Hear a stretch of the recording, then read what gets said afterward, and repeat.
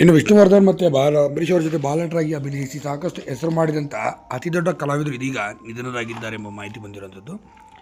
ಹಾಗೆ ಏನಾಯ್ತು ಇವರಿಗೆ ಸಂಪೂರ್ಣ ಮಾಹಿತಿ ನಾನು ನಿಮಗೆ ಕೊಡ್ತೀನಿ. ಅದಕ್ಕೂ ನಮ್ಮ ಚಾನಲ್ ಸ್ವಲ್ಪ ಕೂಡ ಸಬ್ಸ್ಕ್ರೈಬ್ ಮಾಡಿಕೊಡಿ ಸ್ನೇಹಿತರೆ. ಇನ್ನು ಸಿನಿಮಾ ರಂಗದಲ್ಲಿ ತಮ್ಮದೇ ಆದಂಥ ರೀತಿಯಲ್ಲಿ ಚಾಪನ್ನು ಮೂಡಿಸಿ ದೊಡ್ಡ ಮಟ್ಟಿಗೆ ಹೆಸರು ಮಾಡಿದಂಥ ಅತಿ ದೊಡ್ಡ ಕಲಾವಿದರು ಕೂಡ ಅವರು ಬಾಲನಟರು ಕೂಡ ಆಗಿದ್ದರು ಅಂತ ಹೇಳ್ಬೋದು. ಇನ್ನು ಮಕ್ಕಳ ಸೈನ್ಯ ಸಿನಿಮಾದವರು ಕೂಡ ಅವರು ಅಭಿನಯಿಸಿದರು ಅಂತ ಹೇಳ್ಬೋದು.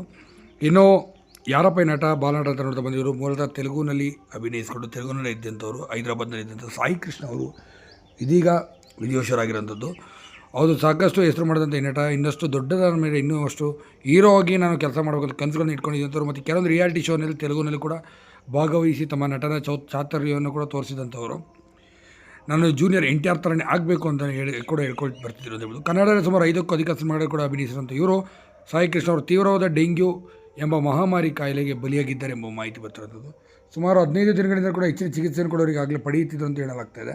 ಆದರೆ ಈ ಚಿಕಿತ್ಸೆ ಪಡೆಯುತ್ತಿದ್ರು ಕೂಡ ಚಿಕಿತ್ಸೆ ಫಲಕಾರಿಯಾಗದೆ ಇದೀಗ ವಿಧಿವಶರಾಗಿದ್ದಾರೆ ಎಂಬ ಮಾಹಿತಿ ಬರ್ತಿರೋಂಥದ್ದು.